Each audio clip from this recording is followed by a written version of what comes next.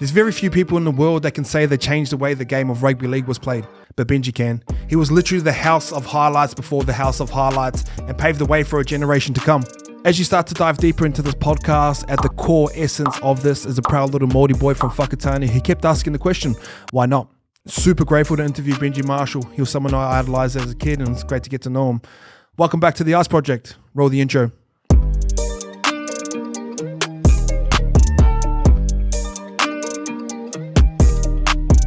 Benji, thanks for jumping on.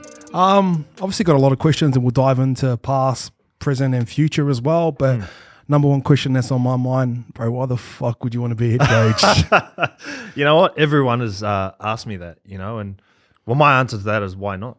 I suppose the opportunity to become a head coach doesn't come around every day, and there's only 17 jobs in the NRL next year, so to be able to have the opportunity to take one of those jobs, that's one part of it. But for me, I love the West Tigers, and people are like, well, how can you love them? They let go of you twice. It's a crazy relationship. It's like they're just part of my family. I played 12 years there before I moved on. Then I came back, played another 3, moved on, and now I'm back in a coaching capacity. And the thing that always hurt being away was watching the club not go good and not do well on and off the field. And that a few of those things I felt like I could help with.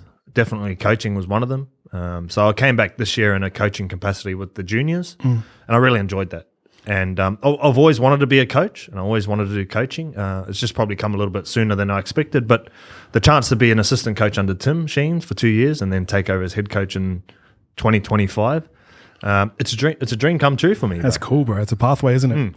So when we see Tim Sheens and he's kind of sort of behind the scenes, I know he used to coach you guys back in the day and he's more front facing. Yeah. What do you know about him that we don't know about him? Well, he's the best I've ever seen at teaching kids how to play footy. And I don't mean by how to run a block play, because in the game all we see is block play, block play, block play at the moment.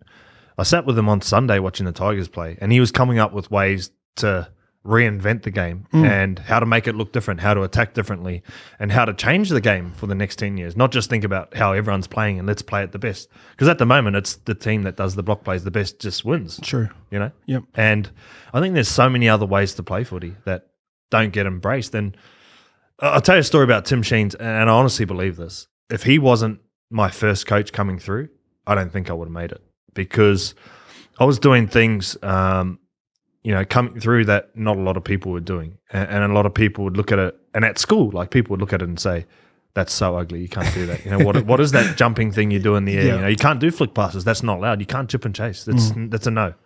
But he always had this thing at where he encouraged you to play what your strengths were and express yourself. And his only rule, though, is if he saw you do it at training, you could do it in the game. Oh, perfect. So you ask anyone that I played with in 05 or in those years, I was doing flick passes every day, chip and chases every day, just in the fact that if I did it on the field, then he'd embrace it. There's a stigma around, and I don't know if you've heard this, and you probably would have, that great players can't really transition into coaching. And because when I watch you play, and I know you worked hard, but it looked like the game comes so easy to you. Is it hard what's the balance between teaching people skill set, mindset, and player management? Well, there's a lot. I mean, I guess the hardest thing that Tim said to me that I'm going to struggle with is when players can't see what you see or do what you did. But I'm actually a little bit different to what people think. People always thought, this guy doesn't even know what he's doing. I always had a plan. I just had option A, B, C, D, E, F, G, H, I, J, K off that plan. You know what I mean? And in my head, I'd run through those options and I knew what they were. Yep. And I always played reactive to what the defense does. I always watch. So, if I'm running a play and the idea is to isolate the half, I'm only watching the half. And if the half does what I want him to do, then the option that I want is there. But if he doesn't do what I want, then I'll hit the lead. And if they start jamming, then I'll tell the next guy bounce out on the next one. There's just all these different facets to footy that I think don't get taught. But for me, the coaching's not about the footy at the moment for me. I think there's so much more involved because of the pressure and the nature of the game at the moment is so high stakes in terms of media, external pressure, fans, external pressure. If you don't win, pressure. So I feel like you're, in a way, sort of coaching men how to handle that pressure. And I guess it's hard to explain, but you like man manage more than teach footy. Most players know how to play footy, and there's a part that I'll be able to teach them technically and all these different things. But one of my strengths is I think getting to know people, talking to people, making them feel comfortable, and I've always felt like I've played my best when I can be myself in a team, in an environment. And I want to create an environment where everyone feels like no matter how different, no matter where you're from, we can all be ourselves, and that's accepted. Nothing's frowned upon. If you're a little bit different, no one's going to go, oh, this guy's a bit out there or out of it. You know what? We'll embrace that because we need you to help us win, and we need you to be better. I love that. Do you see West Tigers as a development club, or when you get into there, are you going to try buy a couple big recruits? Obviously, like behind closed doors, these are the conversation you guys are having. Well, there's a few things that I don't want to talk about because we've got this thing at the club at the moment where everything seems to get leaked out of there. It does. Yeah. So the only way to stop that is by stop talking about it. And the things that are maybe happening behind the scenes are maybes. So I won't talk about anything that's happening unless it's definitely going to happen. But when you talk about development club, I suppose the biggest thing for the Tigers is we've got a lot of great kids coming through that I've been able to see and coach, and that's exciting. But at the same time, like I don't want to go out and I don't like this attitude when clubs say we're rebuilding for 2 years because you know what that says standards-wise? Well, I'm accepting you losing for the next 2 years and I don't think you can win. I don't want that attitude, bro. I want no matter who's on the roster, you have to believe you can win. Because if you don't, what's the point? What are we there, just to make up the numbers? Or it's not about that for me. I want everyone in the team to believe that they're the best player in their position in the competition. They might not be, but I want them to believe that they are, And then I want the team to believe that you can win every game. Because if you don't, then what's the point? You go out and we're going to lose today. I never thought that. People can say what they want, and it pisses me off sometimes when people say, they just they went out there and they wanted to play poor. No player goes out and wants to play bad. It's either a reflection of off the field, they're not doing well, they didn't prepare properly, or they're not ready for the contest every time. And it's as simple as that sometimes. There's sort of conversations happening back home, and I've seen a lot of people talk about it. There's not really pathways there for the kids back home. Being a proud Kiwi rolling into a head coaching thing, are you going to try and lay pathways back in New Zealand, or have? Because I remember when I was younger, there were scouts in every area. So I was from the Waikato, and Parramatta used to look after us. And actually, Justin's old man was the guy that got me to Parramatta when I was a kid. Marcus. Yeah, Marcus. And I remember him sitting in my office and having that. And I remember like Wellington were connected to the Knights and stuff. I don't really see those pathways there anymore. Yeah. Is that something that it is a bit. I think COVID the last couple of years has held back a little bit of that. But there's definitely pathways. And I found, just being involved now is there are scouts everywhere and there are people watching everywhere. The biggest thing in New Zealand is contesting with rugby union at the moment. We're just never going to contest with them? we will, but I think there's a couple of factors that have to be going well. One of them is the Warriors. Yeah, agree. The second one is the Kiwis. Yep. And if the kids growing up in New Zealand can see, everyone wants to support successful teams, right? If they see the Warriors going well and New Zealand Rugby League going well, maybe it makes these kids want to go and take that path. Because there was a time, we won the World Cup in 2008. There were a lot of kids who saw that and wanted to play rugby league that have told me that. We won the Four Nations in 2010. And the Warriors, when they had success, it was a similar sort of thing. And I was the same coming through. I saw like Stacey Jones and all those guys. I used to like Gene Namu, if you remember Gene Namu, guys like that. So that all plays its part. And I think if those two things are going well, then for New Zealand Rugby League, then the kids want to choose that path a bit more. But that's also up to us. And I'm really proud that I am Māori and that I am going to be in a leadership role as a Māori and be able to hopefully pave the way for other guys to see that. Because you know what it's like. Like typically we're quite shy and we don't want to get involved in those high up roles, and they're not always there for us. That's true, isn't it? Yeah. So what was I going to say? I just had it lost in my mind. Sorry, bro. It was probably my dribbling. There's like, no. Oh, sorry. I was going to go back to like when you first started. I first heard of you in 2002, I think. My whole school played Keeper Park, and then took it all. We had lots of gun touch players as well, and these guys come back and they're like Benji Marshall, and I think you guys like touched him up, and obviously you must have killed it. How important was touch for you growing up as well? Yeah, one of the biggest things about and I got called this a lot throughout my career. I was just a touch footy player, which I didn't care about. That's fine. Call me whatever you want. But the one thing about touch footy that I got out of it was it gives you so many great foundations skill-wise to take into rugby league. very different games. I understand that, one's contact, one's not. But, footwork, evasion, evading defensive players. Less time. Speed, way less time. But if you can beat people in touch, then when people have to tackle you, you've already found one of the key elements to playing rugby league is to be able to beat your man. And I don't think we see enough of it these days where players take them on one-on-one and just go at each other. Now it's like 3-on-2s and that's the only way people can score. Is it because defense is too good now, or is it? No, I don't think so. I personally, this is what I personally feel like. We've turned a lot of players into, this is how this player played back then. Now you got to go and watch that tape and run this play like that. Not go and find your own way. That's your strength. If you're, there's no point telling a player who can't play direct and play into the line to play a block play. You got to tell them to use it your way. And Tim was the man with me because in the days I used to go overs quite a lot, catch and go overs. Catch go overs. Yep. So he'd tell all my runners when Benji gets the ball, don't run into the hole that he's going to be in. And whatever hole you think it is, it's always the next hole over. And he'd tell all the people that, like, I played with Liam Fulton, a guy who was probably 90 kilos in the back row. And his biggest thing at training, when we had a great combination, his biggest thing was he'd say to me, whatever you do, I'm hitting the next hole. And he'd always like, can we practice it? Can we practice it? So I'd always like step the first guy and you'd think the hole's there, but then I'd beat that guy as well over. Makes sense, and the next defender has to come. And then he'd just hit that hole. And we had a lot of success from that.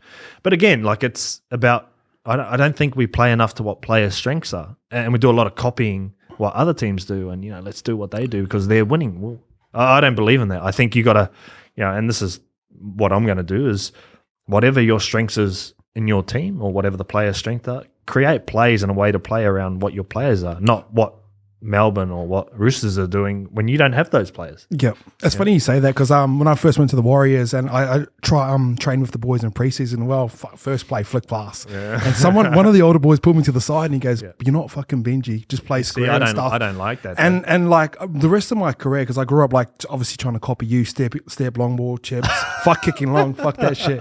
And I remember it so clear. And I can't remember, one of the older boys goes, "Stop trying to be Benji. Only Benji can be Benji. We just got to play into a structure." And Ivan was always play square, north, south, all that sort of stuff as well. So I get that story better than most. I don't like that, just to be honest. For a couple of reasons, and I think we see a lot of it today. Is a lot of kids, they play with fear, or they play not to win, or they play not to lose. Sorry, instead of playing to win, And I can't tell you how many times I threw the ball over the sideline. But you know what my mentality was? I don't care. I'm going to go back and do it again. And it's weird because. And I probably didn't understand till later on. And I wish I sort of didn't understand about, some of the things that you do in games can impact the result in terms of turning the ball over and all that stuff. But one of the things I was always encouraged to do was play what I see. And Tim always encouraged me to go out and, if you fail, go and do it again. And I remember at training, similar to you, I threw a pass that went to the ground, went over the sideline, and someone blew up at me. And then Tim blew up at them for blowing up at me. That. Yeah, so you're sweet. Yeah. No, just because he said, well, was it the right option? And they're like, yeah. He goes, well, okay, what's the problem? He just didn't execute it. Do you want him to not take that option next time? And I think that there's an element of that where you have to encourage kids to express themselves and play how they play and give them permission because that's all they're looking for is permission to go out and be able to do those things as long as they practice it. Yeah, for sure. Sorry, that was a question I was going to go to. You got 196K followers on Instagram. You're rolling to a head coach. Most head coaches aren't on social media. Yeah. When you become not only assistant coach but head coach, are you going to buy into the social media side or are you just going to like shut it down or is it going to be a week by week? I haven't thought about that, to be honest. All I do know is whatever I think is best for the club or the role, I'll do. I don't actually have a plan. Yeah, you're not going to be going live when the boys are singing the team song. No, yeah. Well, you never know. You never know. You might grand final, bro. Who knows? It, Who knows? I might get sacked before then. Anyway, that's a good question. I guess one of the things about working in the media for me that I got to see is there's another side when you're playing you don't get to see is the insight that some teams give or the behind the scenes value that some teams give. Like we see players now mic'd up during the warm-ups or mic'd up during the games and that stuff's pretty cool for the fans. I love it. Because we don't get to see it. So I do think I'll be one of those coaches who embraces that and tries to encourage that, at times. It's just about finding a balance for me. And it'd be kind of cool because you're going to be like coaching, but you can also coach them about the media side. Not many, coaches like just stay off social media. Where you probably teach your players to lean in towards it. When I was playing, I used to hide sometimes from the media and try and steer as far away from it as you can, and in actual fact, the best thing to sometimes do is just to get on the front foot and address it straight away. Then it doesn't drag on. So many times I try to run away or hide from it, where if you just address it at the start and you just be upfront and honest, that doesn't drag on. So yeah, definitely. All right, touch. Obviously, like it was a cool sport to play growing up, wasn't it? Still love it. Your sort of jumping step, and like I used to hear stories about a guy named Remus. Yeah. And I never he was like this mystical figure that I never even heard of. And we used to always hear that Benji learnt from Remus. Is there any truth to the story, or did you know Remus, or was it just a similar style? I didn't learn from him, but as you know, like in New Zealand, everyone growing up just used to step and practice stepping and flick passes. If you go down to a local touch module, you'll see kids doing flick passes, steps, all these things, And I guess the Remus story for me is like every time in Whakatāne there was a touch tournament in January every year. Yeah, started Jan. So Galaxy used to come and he played for Galaxy, and they were like the hotshot team that everyone followed around. And just being a touch player, I used to watch him play. And wherever Galaxy went, we'd go and watch their games, And he had this hectic step.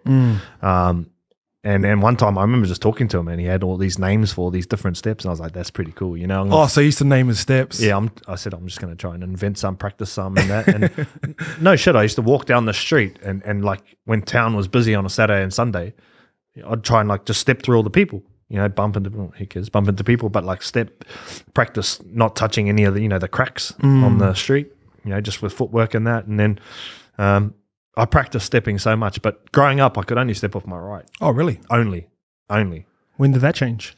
When I got to Kibra Park, I practiced stepping so hard off my left. And then, I don't know, then my left became more dominant than my right. It was weird, man. It's like passing. Everyone's pretty good one way, but if you practice so hard the other way, you usually get a bit better. So I went from a right foot stepper to a predominantly left foot stepper, which probably helped because I could do both. Do you ever think about like there's a book called Outliers, and it sort of talks about how people succeed in life. Just the fact that you're born in Whakatāne, the fact that their touch tournament was always there on January. Everyone knows about fuckers. Like everyone knows about that. And you being born there, watching that guys that's transitioned into who you are today. Do you ever think about stuff like that or no? Always. Yeah. Always. I'm a big believer in I didn't really know I was that spiritual, but I'm a big believer in everything happens for a reason, and I've been to some ups and some downs, and but I've always looked at where I've ended up, and it's always worked out pretty good for me. Like it's and I'm a big believer everything happens for a reason, and growing up in Whakatāne, that was a big part of it. Playing touch was a big part of it. Going to Kibra Park was a big part of it. How it's happened is like impossible almost. It should never have been this way for me. I probably should have never got to here. Cool.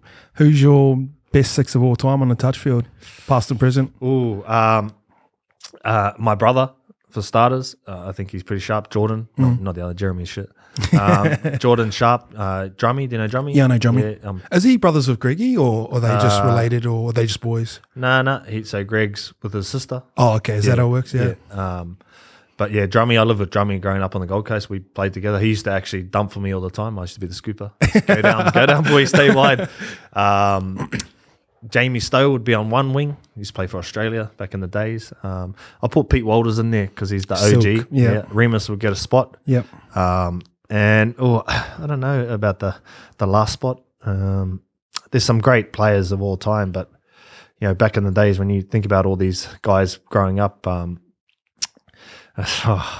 geez, it's a hard one. Do you want a spot?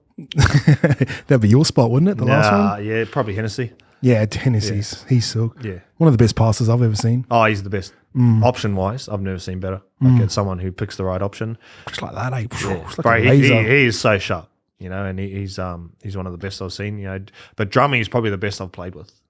Oh, I shouldn't have said that. Now he's going to think he's the best I've played with. If you know touch, you know Drummy, and he's elite. He's like elite. Now he's 40-something. He's still nice. Still carving. Shit. Yeah. Do you get joy out of looking at guys like SJ come through, KP, Roger? Yeah. Do you get a kick out of that? I do. I love it.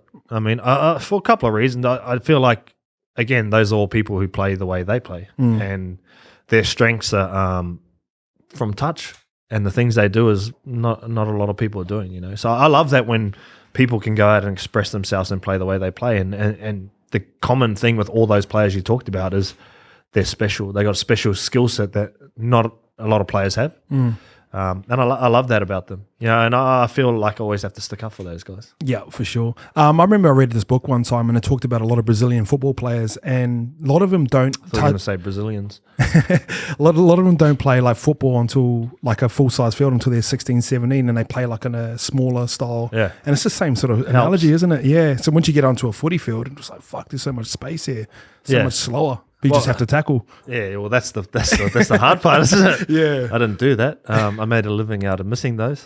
But hey, it's play to your strengths, eh? 100%. All right. You actually inspired me, not so much for your playing talent, but like my family used to go to a hoopy for Christmas, every Christmas from like January the 1st. We used to go there and stay there the whole time from when I was 3 to 17. And when you started to come through, it was just like, for me, it just felt like you had to be from Auckland. How old are you? 20, no, I'm 33. Okay.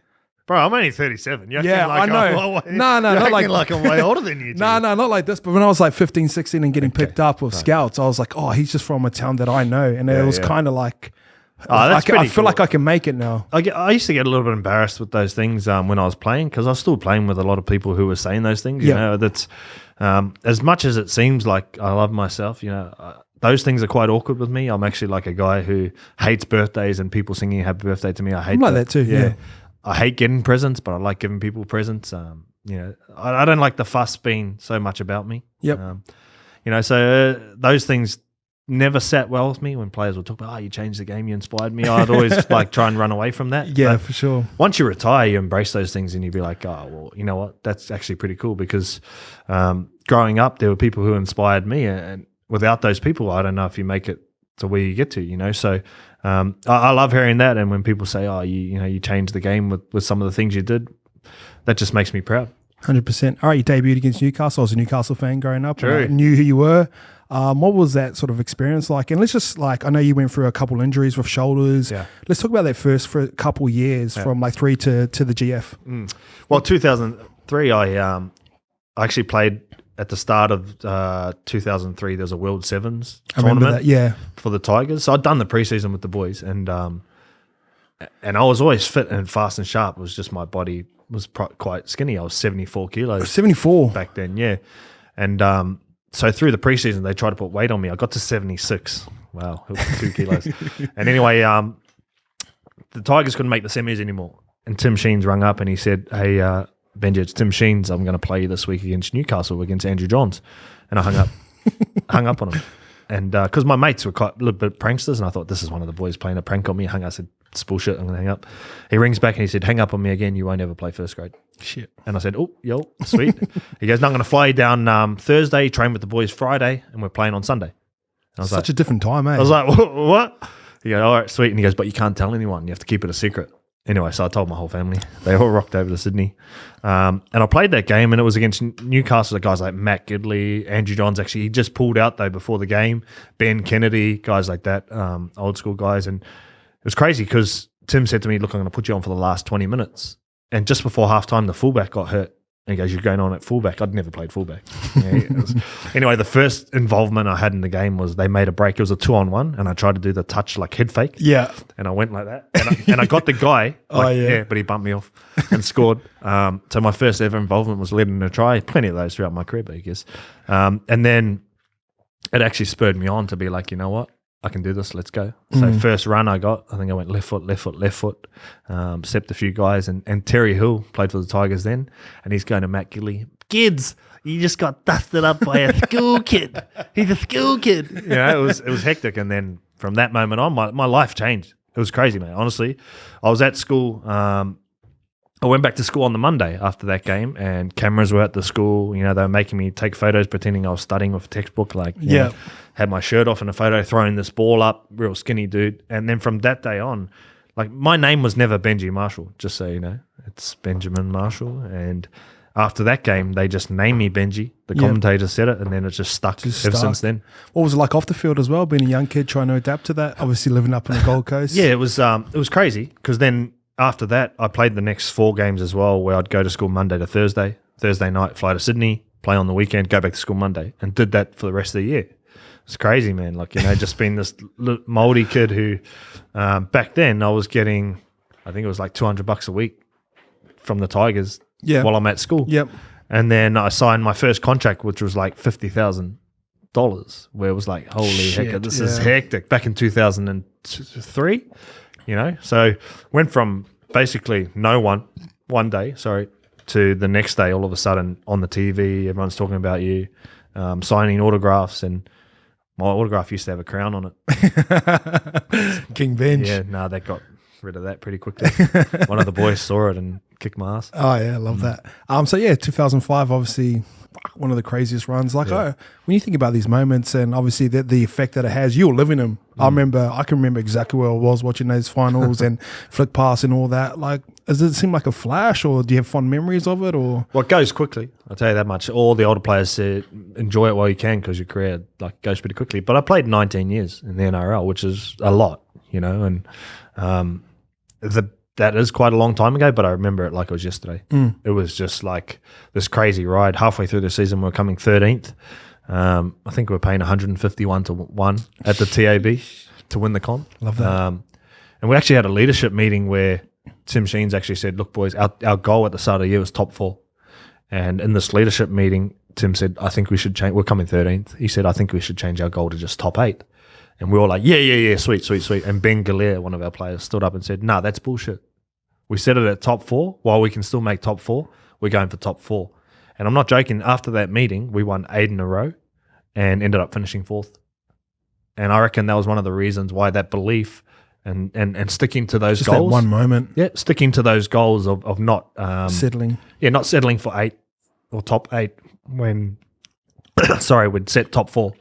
I think that moment to me stands out as the moment of the year where we're like, okay, boom. And we just found some momentum. We started playing free footy. All the teams back then were real defensive minded, but Tim was like, I don't care if we win 52-50. You know what I mean? Let's just go out and score as many points as we can. Yeah, attacks. And that's how we played, bro. That's how we played. I loved it. We were doing stuff that not a lot of teams were doing, and everyone was enjoying the style that we played. You see the other side of that now, where like you'll see a team like score, say 30, 40 points. They're like, oh, we're disappointed with the 20 we let in. Yeah. Like it was just a different time. It's so different, and I get it, and I understand why, because statistically, like the best defensive teams do win the competition. So I get that. Fucking oath. So what was the celebrations like after 05? Well, I got dragged out of the pub actually. Because in the trial game in 2005, I dislocated my shoulder and I had to rehab for 6 weeks. So I missed the first couple of games. And then the doctor said, look, you should probably either get surgery or you can risk it. But the chances of redislocating are quite high. And if you dislocate your shoulder again, you're going to be out for the season. So I just said, let's rehab it. Let's just try and get through it. But if I had hurt my shoulder again throughout that season, I was gone for the whole year. So that's why I defended on the wing that year. They put me out on the wing, which actually came to benefit us in the grand final because they flick pass and they kick return. Crazy. But really I shouldn't have lasted the season because of my shoulders were so bad. And anyway, so back to that, I had to have surgery on the Wednesday, and Tim found out I was still at the pub on Tuesday. So he come down, he's like, dragged me out. You got to go and have surgery. I was like, fuck surgery. Yeah, give me one more week. Yeah, nah. And then I had to, and I actually got surgery, and I was in hospital for probably 3 days, and then back out with the boys for about 27 out of 30 days for the next month. We went hard, seriously. Oh, it's hard not to, I'd be too excited, wouldn't you? 20 years old, winning a competition with your best mates. It's pretty special time, and I'll never forget, Gold Digger came out that year. From Jamie Foxx. It was the hectic song, and bro, it was on repeat. Like I could the lyrics off by heart. But no, it was just a great year, man. The celebration was off its head. Probably hurt us a bit because we came nowhere the next year. You talked about longevity, and we sort of done a post about you last year. You actually debuted the same year as LeBron come through, and he's obviously just retired last year as well, and he gets celebrated for that. Obviously, they play a lot more games, but you play a lot more physical sport. Now, the question through this is, was it hard to adapt knowing what you could do in the past? I've had this chat with Shawnee where you kind of had to evolve your game. You probably could still see what you wanted to see, but just to have that sort of bounce anymore, was that hard? Well, it was hard because I went to different teams who coached differently. and the way they wanted to play was quite different to the way that I played. So I had to try and adjust to that. But I had no problems with whatever was best for the team. That's all I ever wanted, you know. So whatever that looked like. Sometimes that hurt my footy because I didn't play to what I wanted to play. And I think it's the same for Sean a little bit. Like this year, all the talk was we've signed Sean to come and be a game manager, just come kick us to the corners. Well, that's not really how Sean plays. You know, that's not really what his strengths are. If I signed Sean, I'd be like, you know what I want you to do, bro? Don't worry about managing the game. Go out there and we'll get plays where we get you on the run. You can use your step and that. Get on the outside of your man, 4-on-3, 3-on-2, whatever it is. He sees that so easy, you know what I mean? He? Like, yeah. And I played in the Kiwis with Shawnee and we played like that, where we played Tonga. It was my first test match back. And my only goal as a 7 that day was to get him in the positions that we needed him and not him organise the game. Yeah. You know, because when I went into the environment, he wanted to organise the game. I was like, bro, let's try something where we just get you in these spots. And he scored two mean tries of just getting the right position. Unstoppable, bro. You know, and then as soon as you take all those strengths away and the talks around, you become a game manager and you just be like the guy who's controlled. I don't really know if I like seeing Sean play like that. I like seeing Sean play how Sean plays, you know, and I think it's more enjoyable for Sean. And that's what takes you back to players playing to their strengths, you know, and longevity-wise, bro, I mean, I had to adapt. You're right. That sometimes it was hard, but once you accept that you're not as fast as you used to be, and you know, for my body, you had to be a bit bigger than you wanted to be. It is what it is, bro. And you just kept playing. The reason I lasted so long is because I was prepared to play for free. You know, like I left the Dragons in 2017, had nowhere to go. I was on pretty good money. I rung Wayne Bennett and I said, look, I don't really want to retire. I feel like there's a bit left in me. He said, well, come to Brisbane. You know, and I said, oh, okay, sweet. We didn't even talk money, yeah. And I got there, and he goes, here's the contract, and I didn't even know what I was playing for. And I looked at it, it was $100,000. I was like, sweet, boom, done. 217 signed. Went back to the Tigers on not a lot of money the next couple of years, and then after the Tigers again, I had nowhere to go. I rang Wayne. I said, bro, come to South. He goes, yo, you're coming, but I didn't even talk money. It was like 150. You know what I mean? Like if I wasn't prepared to play for those amounts of money, you know, which a lot of people probably aren't, I wouldn't have played for as long as I did, and I wouldn't have got to finish though. And the ironic part was I got an offer from the Gold Coast to play this year that I almost accepted, but the fairy tale finishing on a grand final was too much for me. You know, I was pretty much done deal to go to the Goldie, you know, because I could have still played, no doubt. But they could have used you up there at the moment. Well, yeah, too. I know, but like when you think about when we talked about how things work out, you know, how they should be, or you wouldn't be coaching for a reason. would you? Yeah, exactly, bro. You know, so that year would have been the most money I would have earned for ages if I went to the Gold Coast. But again, like I was never about the money for me, bro. And I always took less than I probably should have throughout my career. But I just love playing with the boys, and I love being in teams where it was about the boys. How much does it get harder as you get older? Not so much about. I heard guys like Freddie Phillip back in the day saying the game gets easier, but the training gets like a little bit harder. Or were you sort of looked after? No, I was sweet. No, I wasn't. I was never looked after, and I never wanted to be looked after. You know, if I'm all in, I'm all in. I don't want favors. I want to do what the boys are doing. You know, it's just how I've always been. But I guess when the game for me, it did get easier. You know, and I know I'm not in the middle. You know, I know at South it was a little bit. But you looked right in the middle, bro. Yeah, I enjoyed it. It was actually the most fun I'd had for ages. It was easy. You know, like it was easy to do that role contact-wise, and that was quite different, and the lungs were a little bit different. But the game does get easier, and people say the training gets harder. I liked it. I found resilience. Like, you know, I trained under Madge. That's one of the hardest pre-seasons I've done. But I found the resilience for my body at an older age. I reckon if you train harder as you get older, it's more important. I think people got this notion that when you get older, you should get looked after more. I actually don't believe in that. I actually think it's the other way around. I think when you get older, you have to train harder to build that resilience in your muscles, like running faster and all those things. You know, and I found like I got that at the back end. You had a lot of great success, and obviously the record speaks for itself. But what's a moment that you're proud of in your football career that is probably not as obvious, like World Cups and grand finals? Yeah, no, like the proudest moment is when I got to represent the Kiwis again after being exiled for a long time. You know, I was quite emotional, cried during the anthem and stuff, and it was just that I just love playing for New Zealand, bro, and it's all I ever wanted to do. You know, and not being able to do that for a long time and getting that opportunity again was, it actually makes me a little bit emotional now thinking about it. It was just a special moment, and the thing that was the most special was my son was there. You know, and then once you become a parent and you just want your kids to be proud of the things you do and be a positive role model. Like that's a moment that I'll never forget, and for a lot of different reasons, you know. All right, I'm going to ask you the same question as Touch. Who's your top 5 NRL players of all time? I'll put you on the spot here. Yeah, too. mine are going to be like a little bit obvious because I played against a lot of these guys, and I found like some of the guys that I played against, I think personally will be probably immortals. Like JT for me is number 1 because that's Thurston. Just a real one. You got him at 1. Yeah, for me, yeah. I love that. Well, I played against him through his prime and got to see what he was able to do to every team in the competition. And when you think about where he's come from, he was just a little skinny kid, really, you know, Indigenous kid who probably never should have made it. Do you see a bit of him in you? Is that why you sort of? Oh no, I thought he was way better than me. Like his ability to influence the game through different ways. I don't feel like there was anyone better. I know there's like Cameron Smiths and Billy Slaters and all that stuff, but from what I saw from JT and playing against them, and I see the game a little bit differently to a lot of people, you know, and the way JT played, I loved it. You know, his combination with Matty Bowen was one of the best I've ever seen. It was fun, wasn't it? Yeah, I loved it. Bro. Yeah. They just played footy, those guys, and played to his strengths. And people probably won't remember a lot of the things that Thurston did, but he was the best player in the game for a long time, the most influential. One of my coaches said to me one time, you know where Thurston's worth his weight in gold? And tackle 5 on defense. Like he always seemed to be stopping tries. Yeah, he was like another fullback, wasn't he? Exactly. Wish I could have said that about me.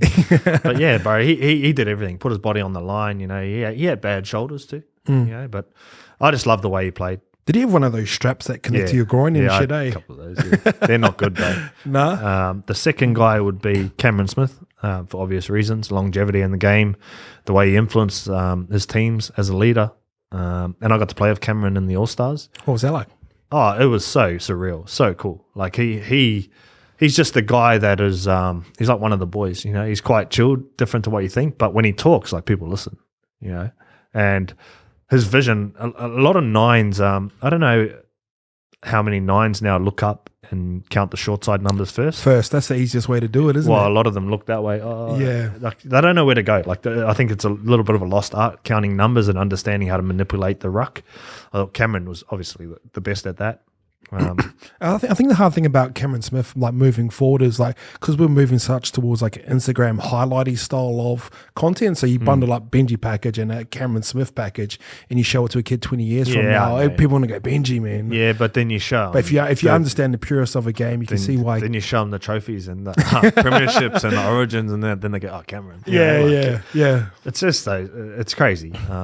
But Billy Slater was another guy, and I know this is a bit obvious, but.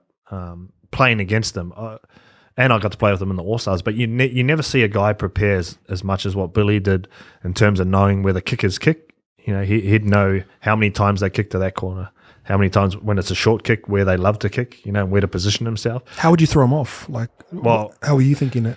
Well, my biggest thing was when you play against Billy is he's always on his, like he'll start in a position and he's running so fast to cover the other spot. So I used to like getting the ball on the open side, switch it back to the short side because he's already gone and then kick there. Yep. Or get it on the right side, you know, and look like you're kicking to the corner. He'll start running and just hook it back a little bit to the left post or the left corner, depending on where the winger was. But quite often it was hard to get away from him because he did his homework, you know, and he knew where you were going to kick, you know. So I apart from that, like obviously the way he played, his speed, footwork, you know, and naturally talented. He probably wasn't the most talented, but I think he's probably the most influential fullback that ever played, in my opinion. When you're watching him coach Origin, was that starting to get you excited as well?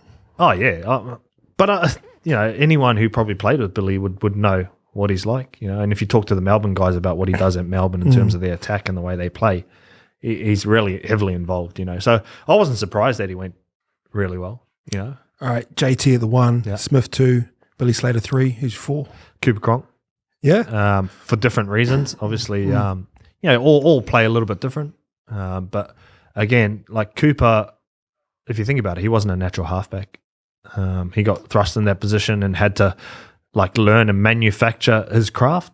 And I think when you talk about meticulous preparation and getting it right and knowing what your strengths are and knowing how to use your strengths in a game, I think he was the best at it. He's probably the guy that maximised his potential the most. Absolutely. Yeah. You know, and he'd be happy to tell you that. I didn't really know what Cooper was like until I worked on Fox with him, and he's a really good dude, eh? Like one of the boys. And I used to try and bring out his personality a bit on TV because not a lot of people get to see that side of Coops. But if you play with Coops, you'd know, bro. He's the guy who just wears jeans and a shirt and has his hat backwards all the time, you know. And when you think about footy, you're right. He maximises potential, but when you talk about controlling a game, that guy had it on a string. It was funny when you used to see him get like an offloader. He kind of like a little bit lost. Yeah. It's like, shit, get me back to a point. Yeah. So you're saying you're gonna have you'd pick Cronk over Joey? Yep. Oh, bro, I love you, man. That's controversial though, isn't it? Yeah, it is. But I'm only talking about guys that because I didn't play against Joey that much. You know, Joey was probably his last 2 years were probably my first two. Yeah. You know, so it's different for me. And I'm not going off history or stats. I'm just going off the guys that I played with or against. Just the eyeball test. What I got to see. Yeah, mate, don't get me wrong. I love Joey and I love the way Joey played, you know. But, yeah, it's hard for me. Yeah. Who's at 5? Greg Inglis. Yeah, fucking hell. For obvious reasons, you know. Like, mate, he was the hardest guy to tackle, I think, ever that I played against. Strong, fast, fend. His fend was the best I've ever seen, you know, and across the body fend too. None of this, like, even if you're on that side, he's like, fending you that way, bro. That's crazy. You know, some of his highlights and the way he could move and the way he could play. They're just 5 guys that I named though. Like I could name 25, you know, but the game's created so many, and those guys are just based off what they were able to produce. Yeah. Who was your favorite guy that you played with? Gareth Ellis. I knew you were going to say, fuck, he was the man, bro. How did you know? No, I don't know, because I just remember him running off you all the time. He just... Well, yeah, he was the guy who taught me like a lot about when you're playing against opposition player, make it personal against your position. Oh, yeah. Yeah, you know, and try and beat that guy on the field. And he did that every game. But one of the biggest things about playing with Gareth is I could rely on him to be wherever I needed him to be, and I didn't have to call anything. He'd just know. Yeah. Just know. Just a footy player, wasn't he? Just know, bro. Know the rules. Anyway, but he, you know, like I could go somewhere and flick it, and he'd know to be there. Yeah, was he one against Warriors or something? Yeah, like that one. Yeah, he flicked it to me though. Oh, that's right. Yeah. But even like, you know, when you want your back row to bounce out, usually you have to tell him. Yeah. He'd just do it. Or pump first time you go on the second one. Well, he'd go. Like he'd know, like I used to double pump heaps, like, you know, double, or sometimes triple. And he'd never overrun me. He'd always know to like take an extra step with me because I didn't always know who I was going to pass it to until the defense made the decision, but I always told my runners that everyone needs to be ready for it, no matter where you are, even if you're on the wing. You know, you could have like middle, back row, or center hitting a hole. Well, if they all collapse, I'm going winger. You know, so everyone needs to be ready for it. Yeah, I love that. All right, I want to talk about sort of dipping over to rugby, and I read an article last night about you, and you see you rocked up to Blues training, you're the fittest guy there, you're the most open, willing to learn, didn't quite work out. What was that whole experience like with Union? Yeah, I think someone else said that about me. I didn't say that. No, it was different. You know, I was really excited about that move, but the reason I made that move was I didn't feel at the Tigers, well, they told me that I wasn't wanted there, you know, and when you're not wanted somewhere, you wanted to go. So I got a release the next day without knowing what I was going to do. And I didn't want to play for any other NRL club, so I chose Union as the challenge to take up. And when I went to the Blues, it was actually quite different because when I got there, the year before, they were the unfittest team.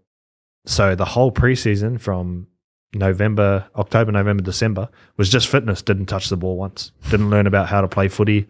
Didn't get thrown into NPC to try and learn how to play. Nothing. You know? So got to January, started training at fullback and did a lot of work at fullback. And first game coming, he's like, I want to play you 10. Oh. Yeah, it was actually, I was like, holy, okay, we'll have a crack, whatever, you know. And it didn't work out on the field. I got probably more splinters than anything sitting on the bench.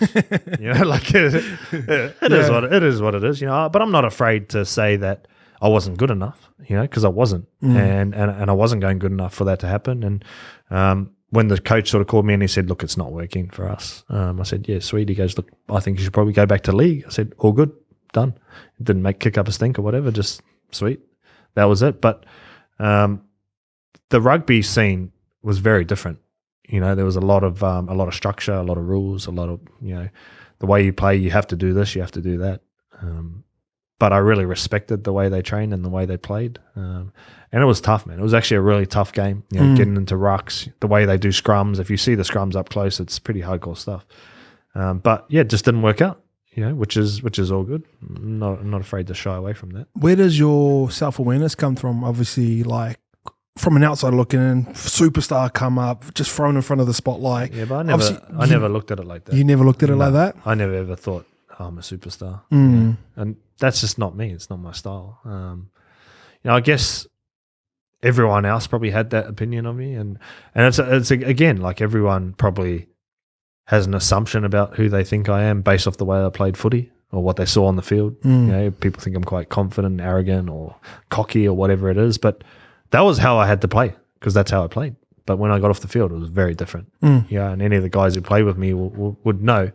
I just want to be one of the boys, bro. And I love being a part of a team, and I love being like in a family. You've always just hung around your same little crew from Tigers from back in the day. Well, I've had the same group of mates, and I had a testimonial dinner earlier this year, and one of the boys actually brought up to me that the same guys who were there at my debut and at the start were the same guys who were there at my testimonial and at the end. And to me, that's the most important thing. Fucking oath. Appreciate that. Well, bro, I just love my mates, and I just love being around the boys. And, my missus will be the first to tell everyone, I'll get caught in moments with the boys. And that's the only time I do. We got on the piss that time at Rhythm and Vines. And, I was like, bro, it's just, you just love those times with the boys. There's no better memories than the memories you have with the boys when you playing drinking games and that around the pool. Just take the piss out of each other. Yeah, bro, that's what it's about. Yeah. Post football, obviously you moved into media. What was like? We've talked a little bit about media, but what's it like behind the scenes and somewhere like Fox Sports? And it's like to me from the outsider looking out, I don't know. It looks like a nice little cushy gig. I'm sure there's a lot of work. Had your own show, had the golf stuff and stuff like that, but looks comfy up there. Is it like that or not? Yeah, well, no, it is. Yeah, it's a great job. Like, don't get me wrong. I felt very privileged to be able to walk out of retirement into a full-time job doing media. Like, that's pretty lucky stuff, But I guess I walked in there and I was very underprepared for the preparation you need to have week in, week out to know what's going on. But you have to watch every game of footy. You have to know what's happening. That's not really my thing, I'm not like a watch every game of footy sort of guy.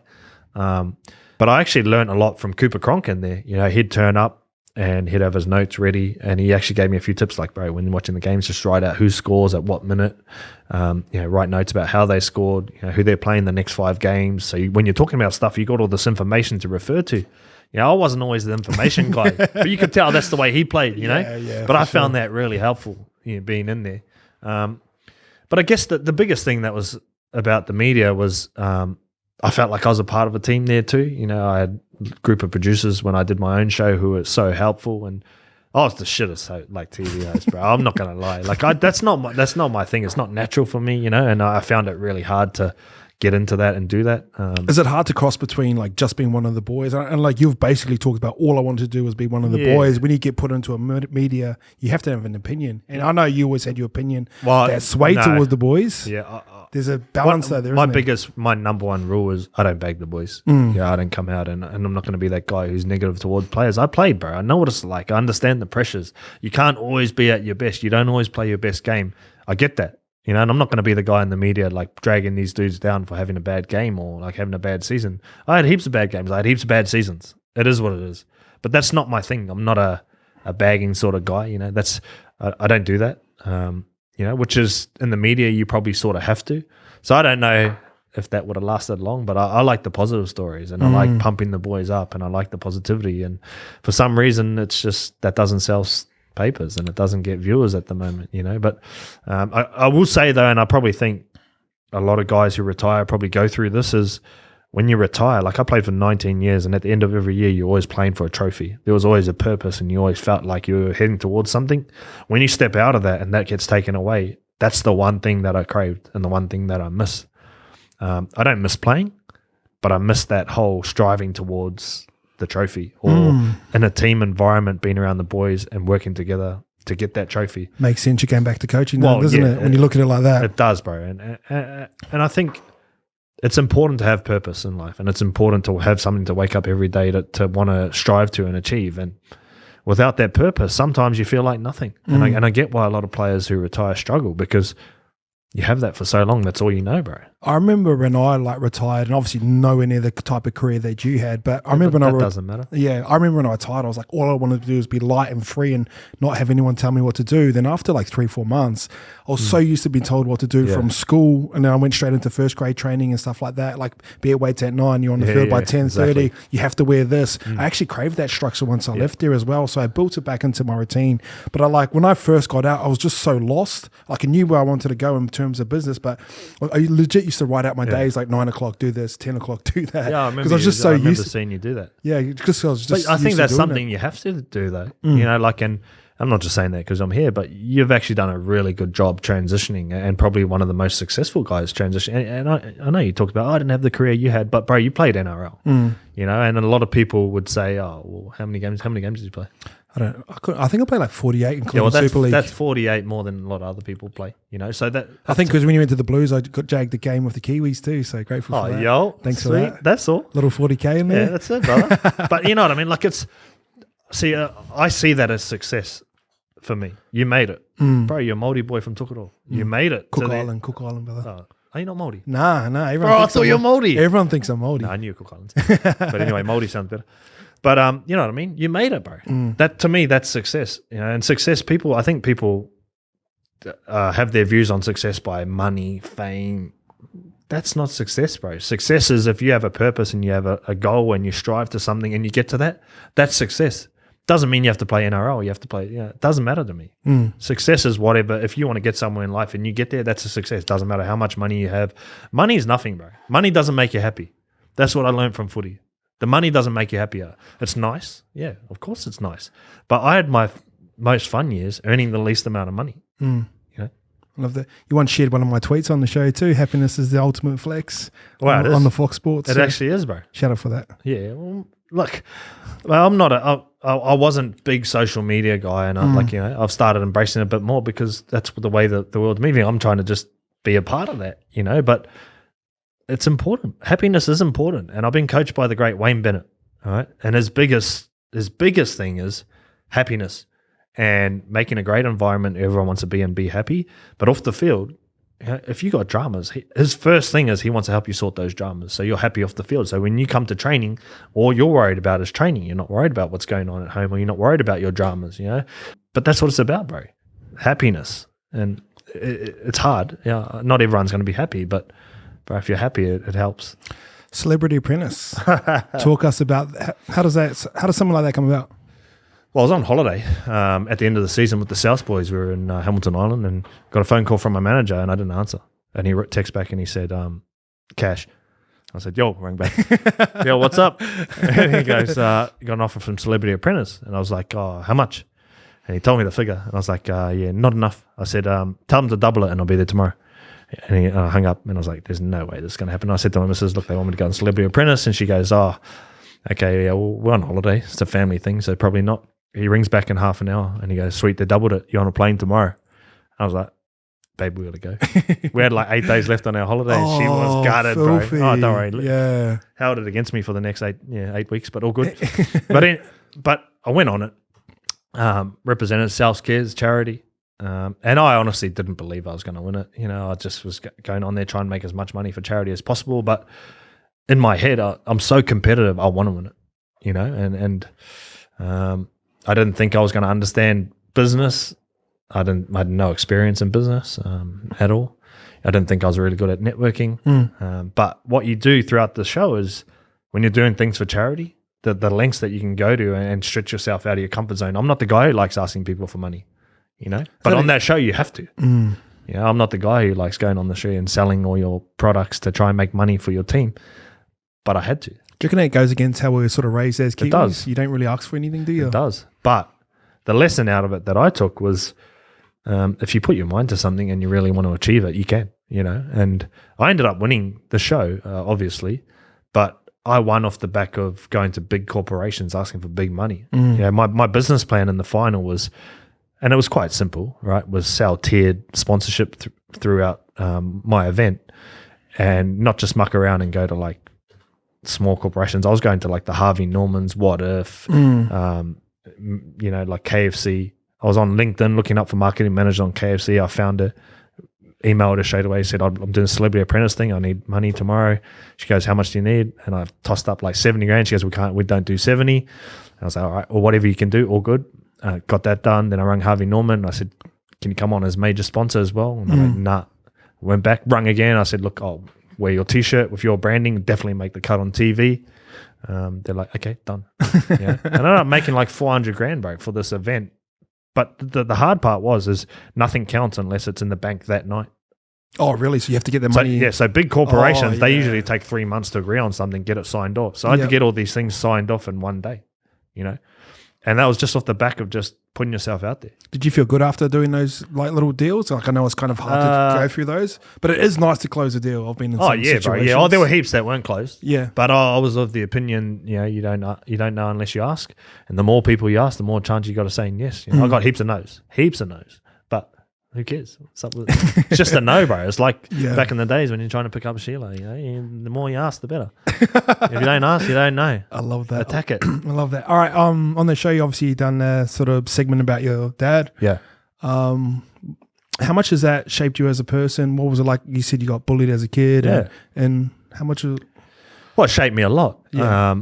First of all, like my mum had when she was 15. She's the youngest of 16, and then there was another 3 kids after my grandmother. Wait, your mum's the youngest one of 16? 16, yeah, she's the youngest. Fuck. So we always lived in a house with a lot of people. The kids, quite often, we slept out the back in the tent sometimes. It was like, when there's no room in the house, go in the tent. All the kids out. But it was the best, bro. I wouldn't have it any other way. Yeah. We didn't have much. We always played touch, had a lot of sport, a lot of love. If you're hungry, my quarter would say, go and steal the oranges from the neighbour's tree. Have a grapefruit. Yeah. You don't like that? I'll put some sugar on it. You know what I mean? Like that's how it was, bro, back in the days. But it shapes you, I felt like it builds resilience. Not knowing my real dad was never that much of a factor growing up because I had so many uncles who sort of stepped into that role. Then I got sort of whāngai out to another family, like sort of adopted for people to understand, who took me in as well and helped look after me and helped shape me. But I don't want to know who my dad is. You don't want to know? Nah, not at all. I don't have any desires at all to know, to have a relationship with him. I've got this far on my own. I don't need that now. That's not for me. It's more about, well, what's my background? What am I like? You just want to know what Nash you are? Well, yeah, for my kids too. Not just for me. But I'm quite stubborn, bro.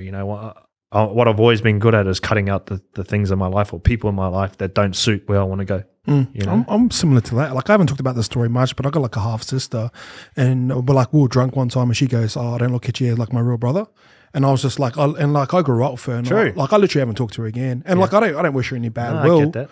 I hope she kills it in life. But I'm very similar to that. Yeah, it's and sometimes in life, bro, you got to get rid of the negative influences and the people who are bringing you down. And this is the one thing and advice that I would give to young footy players coming through is you have to learn to be okay with people not liking you. 100%. And you have to understand that it doesn't matter who you are. Half the people, I don't even know the number, but people are not going to like you.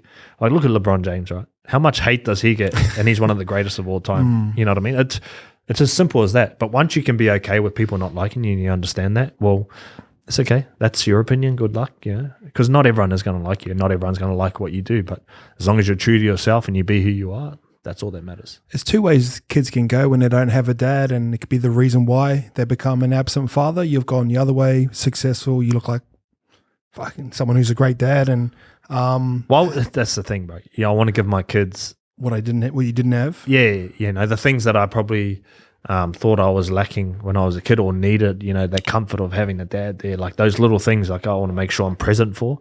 And that's why I don't get on the piss as much anymore, because I don't want to be that dad in the morning who's like hungover, who can't have time for his kids, who can't give all my energy and my attention to my kids. I don't want to be that, and I've made that decision.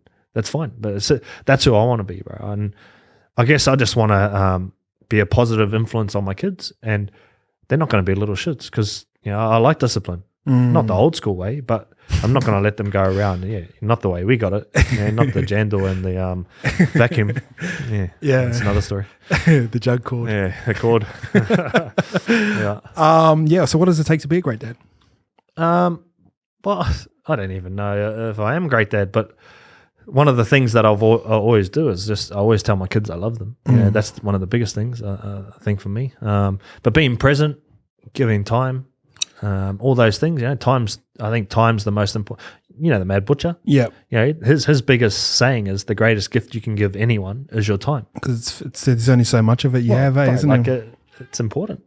There's nothing greater, and then that's just what I try and do for my kids. All right. Obviously been married for a long time as well, and you guys have been very open about your relationships. And I do love this because, like, especially coming from football, especially New Zealand, Australia, like we were talking about this the other day, where it's like almost like not cool to talk cool about your girlfriend. Like, when you go to train, like, how's your missus? Oh, like, she's breaking my balls, and she is. But you guys have been very open, and one thing that was super interesting me about you guys sleeping in separate rooms, and like I've dived into like relationship stuff with like Jay Shetty and Stephen Bartlett, and they do very similar things as well. How did that conversation even come about? Like, where does that even start? Does that come from education? Does that come from past experiences? How does that even start? Well, apparently my missus reckons I snore. I've never heard myself snore, so I don't even know if no that's one true. ever has. Yeah, but we moved in for the first time together, and within 3 days of living together, we're like, this is not working for me. I don't like being touched at night. I don't like that either, get away, bro. you're too hot. Don't take my blanket. Get off. Go. And then she's like, you snore. I'm a light sleeper. I said, well, we'll just sleep in separate beds, see how it goes. And it's the best, bro. Like, she goes to bed at 8:30, my missus, so I'll go and lie in bed with her till about 8:33, and then I'm out of there. She goes to sleep. I go to my room. All good. Done. I don't miss anything except the sleeping, bro. Yeah, I love that. Now we're still the same. In our house now, kids got their own room. My daughter's got a room. Son's got a room. I got a room. My missus has got the master room. She's the master G. Yeah. Yeah. So did you get a bit of backlash off that a bit early on from the boy? Obviously, you wouldn't give a fuck, but I don't care. Yeah. I've never really cared what people think, and I'm not going to live my life based on what someone else thinks, because who cares? Like, I honestly don't care what you think, and if I'm happy, then what's the problem? Like, it's not hurting anyone else. Although it's not normal, because people didn't do that back in the days. Your relationship must be a bit weird. Something's going on. Nothing's going on. That's just what we like. Yeah. I don't miss anything. If I want anything, I just go in there. You ever sneak down the hallway late at night? No, because I know the answer. All right. Well, what's the key to a good relationship? Māori boy, obviously growing up with, like, we don't talk about relationships. No. Is it all about being open? Like, tell us what you've learned. You got to be a give and take, I think, is a big part. You have to be open to understanding your partner's needs and what they want. I think the biggest thing is, and I'm happy to say this, is we quite often do couples therapy just to reassess where we're at, because one of the things we struggle with is when we both are in heated moods, we can't communicate. We don't know how to talk to each other, or we don't know how to bring the other one back to the same level. Yeah. We do now, but we didn't know how to do that. But through a bit of couples therapy and that, and we do it like once every month just to touch, no dramas, but we just go and touch on a few things to and I think it helps us, because for some weird reason I could say something and the therapist could say the same thing, but she won't hear it from me. She'll hear it from the therapist there, you know what I mean? Yeah. And vice versa, obviously. But it's people will look at that and go, well, that's weird, you need a therapist. Well, it's not. It's just, it helps, It doesn't matter what it is. And the world's changing, bro. Like, all this perception about all these things are different. It's whatever works for you, And for us, we have an open communication style relationship where we talk openly to each other. For example, we had a bit of an argument yesterday about something that was stupid. And we both went like stubborn and quiet. And then we just looked at each other and just were like, let's just hug, man. This is stupid. What are we even doing? And it's just irrelevant. Like, it's but I'm lucky, bro. Like, she's changed my life. Like, I didn't know a lot about money and saving money and understanding my worth and my value. She's taught me a lot about what my worth is and my value is, and I didn't get that a lot. I was just willy-nilly giving everything. Here, have, take. I didn't understand. That's kind of like the Kiwi mentality. Yeah, I know, but bro, you got a pie, everyone gets a bite. I know what I mean, bro. That has to sort of change a bit, and sort yourself out, get yourself set up, and then later on, when you see the fruits of that setup, then here you go. Yeah, I didn't understand that fully. I always thought I was just a bad person if I wasn't just giving. But my wife, she's taught me a lot. I'm really lucky in that department, but she couldn't do much better though. No, jokes. All right, bro, that's a wrap on that, bro. I just want to thank you for your time jumping on. One of my dream guests jumping on. So obviously been a success in the past, but I wish you nothing but health, happiness and success. You too, cuz. Appreciate you, bro. Yo.